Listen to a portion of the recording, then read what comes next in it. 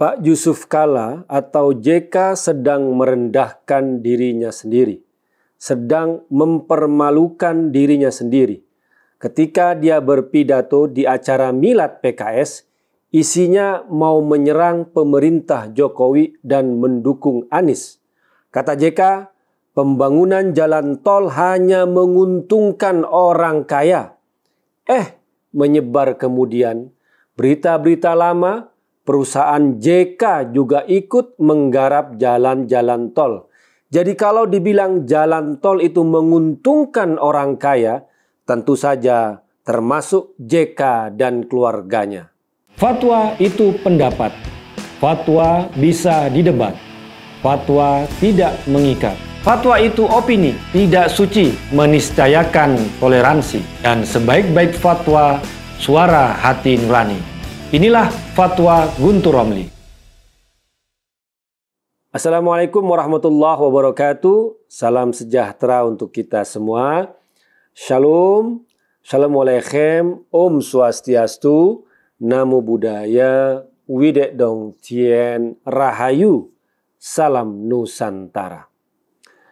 Pak Yusuf Kalla, JK sedang merendahkan dirinya sendiri. Ironisnya, dia mempermalukan dirinya sendiri di depan publik, khususnya di depan media publik. JK sudah terang-terangan mendukung Anies. Ini sih nggak masalah. Bebas saja mendukung siapapun, ini negeri demokrasi. Tapi kalau mendukung Anies sambil mau menjatuhkan pihak lain, ini yang menjadi masalah. Apalagi ingin menyerang pemerintahan Jokowi yang JK sendiri bagian dari pemerintahan ini pada periode pertama tahun 2014 hingga 2019. Sikap ini tak lebih dari sikap orang yang tidak tahu diri, tidak punya malu, dan sebenarnya sedang merendahkan dirinya sendiri. Bagaimanapun JK adalah wakil presiden 2 kali. 1 kali bersama SBY 2004 hingga 2009 dan 1 kali bersama Jokowi 2014 hingga 2019. Karir politik beliau sangat terhormat. Tapi anehnya, mau merendahkan dirinya dengan mati-matian mendukung Anies dengan argumentasi yang murahan. Misalnya apa yang disampaikan oleh JK pada acara milad PKS minggu lalu untuk mendukung Anies dengan menyerang pemerintahan Jokowi. JK mengatakan pembangunan tol hanya menguntungkan yang kaya dan petani tidak bisa merasakan. Ini argumen murahan, untuk tidak kasar mau mengatakan bodoh. Pembangunan tol itu sudah digalakkan sejak zaman SBY yang didampingi JK pada periode pertamanya. Kemudian juga oleh Jokowi yang lagi-lagi didampingi JK untuk periode pertamanya. Jadi kalau menganggap jalan tol hanya untuk orang kaya yang tidak bisa dirasakan oleh petani, ini sama saja dengan ucapan orang munafik yang mengumpat apa-apa yang dia sendiri terlibat dalam proses pembangunannya. Apalagi, dan ternyata ada perusahaan keluarga JK yang terlibat dalam penggarapan jalan tol. Misalnya berita yang dilansir oleh Jawa Post 14 Mei 2018, judulnya Garap Tol Jakarta Cikampek, perusahaan JK rogoh kocek 1 triliun rupiah. Perusahaan keluarga JK yang dimaksud adalah Bukaka. Belum lagi perusahaan keluarga JK yang lain, Kalla Group, yang juga menggarap jalan-jalan tol di Sulawesi, khususnya di Sulawesi Selatan dan Sulawesi Barat. Kalau dibilang jalan tol hanya menguntungkan orang kaya, ya termasuk Pak JK sendiri yang menggarap jalan tol. Kalau dibilang petani tidak bisa menikmati jalan tol, ini adalah kebohongan yang besar. Karena justru dengan adanya jalan tol, petani bisa dengan cepat mengirimkan dan menjual hasil taninya ke pasar-pasar besar dengan keuntungan yang berlimpah. Saya dari daerah ujung timur Pulau Jawa.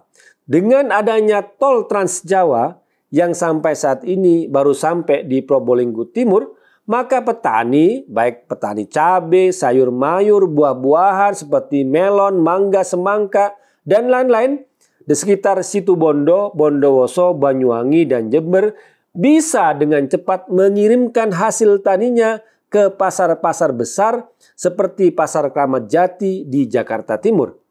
Karena hasil panen masih segar, pengiriman cepat dan lancar bisa dijual cepat dan harganya pun masih berlipat. Kecepatan, konektivitas antara petani dan pasar hingga pembeli itulah yang mendorong pertumbuhan ekonomi sekaligus pemerataan sosial. Menurut saya nggak percaya kalau Pak JK tidak paham soal yang sangat mendasar ini. Dia pengusaha, pelaku ekonomi, mantan wapres 2 kali. Bisa jadi dia pura-pura tidak tahu untuk menyesatkan opini publik soal jalan tol. Dan ini jahat. Kemudian kalau mengeluh soal tarif tol, ada juga komen yang menohok yang pernah dilontarkan oleh Pak JK sewaktu rame-rame terkait tarif tol Trans Java. Kata Pak JK waktu itu, kalau merasa mahal jangan lewat tol.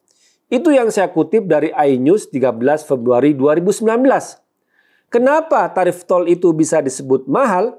Kata Pak JK waktu itu, ya karena investasinya juga mahal. Tapi masalahnya Pak JK sekarang mempermasalahkan soal tarif tol. Apa dia lupa kata-kata dia sendiri yang dulu itu?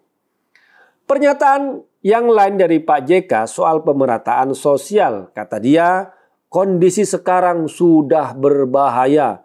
Bisa terjadi lagi seperti kerusuhan Mei 98. Dia pun memberi contoh yang dia dramatisir. Ibu-ibu yang katanya memakai tas mahal, Hermes misalnya, atau anak-anak yang naik moge dimusuhi dan dibenci. Kemudian pejabat-pejabat yang libur ke luar negeri. Ini artinya Pak JK tidak mampu memahami dinamika dan protes dari netizen dan publik.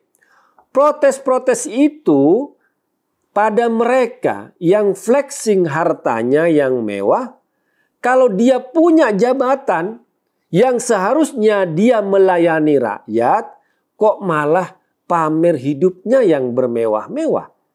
Kasus Rafael Alun misalnya, anaknya yang gebukin anak orang, kemudian anaknya yang lain dan istrinya yang pamer harta padahal tidak sesuai dengan gaji bapaknya yang pegawai Dirjen Pajak.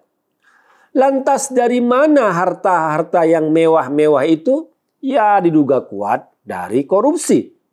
Kepala Dinas Kesehatan Provinsi Lampung misalnya yang menjabat sudah 14 tahun tapi kerjanya pamer-pamer harta mewahnya.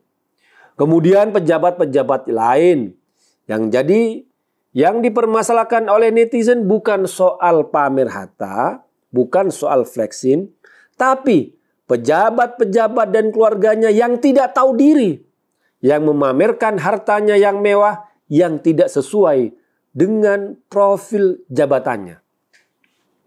Kalau pamer harta yang berasal dari kerja keras, siapa yang mempermasalahkan? Siapa yang iri? Tidak ada. Gitu loh Pak JK. Sedangkan kerusuhan Mei 98 penyebabnya paling utama karena 2 hal. Pertama, sebagai protes pada rezim Orde Baru yang sangat otoriter, kejam, dan terkait dengan KKN, korupsi, kolusi, dan nepotisme. Mei 98 adalah ekspresi kemarahan publik pada rezim politik yang otoriter. Kedua, politik identitas yang dimainkan oleh para perusuh yang ingin menunggangi reformasi dengan menyasar kelompok etnis tertentu. Nah, permainan politik identitas ini yang sekarang juga dimainkan oleh Pak JK dan golongannya, termasuk oleh Anies sendiri sejak Pilkada DKI tahun 2016. Pak JK yang menyoroti soal ekonomi Indonesia yang katanya dikuasai penduduk Tionghoa 50%. Padahal katanya penduduk Tionghoa hanya 4,5%. Ini ucapan yang secara sadar dimainkan oleh JK untuk menaikkan lagi isu politik identitas. Kalaupun misalnya benar data yang disampaikan oleh JK itu, mereka yang disebut penduduk Tionghoa adalah warga negara Indonesia. Mereka bukan penduduk Tionghoa, tapi warga negara Indonesia. Dalam prinsip anti-diskriminasi, kita tidak boleh membeda-bedakan warga negara Indonesia berdasarkan keturunannya. Seperti halnya JK juga tidak akan pernah mau Anies, jagoan dia, hanya dilihat sebagai penduduk Arab yang saat ini mau maju sebagai capres. Kemudian dipertanyakan, berapa banyak sih penduduk Arab di Indonesia, kok bisa Anies mau maju? Permainan politik identitas ini yang berbahaya. Yang memainkan tidak hanya sedang membahayakan dirinya sendiri, mempermalukan dirinya sendiri, tapi juga merupakan perbuatan yang jahat. Sekali lagi, kita katakan tidak kepada permainan politik identitas dan kita anti diskriminasi. Demikian, wassalamualaikum warahmatullahi wabarakatuh.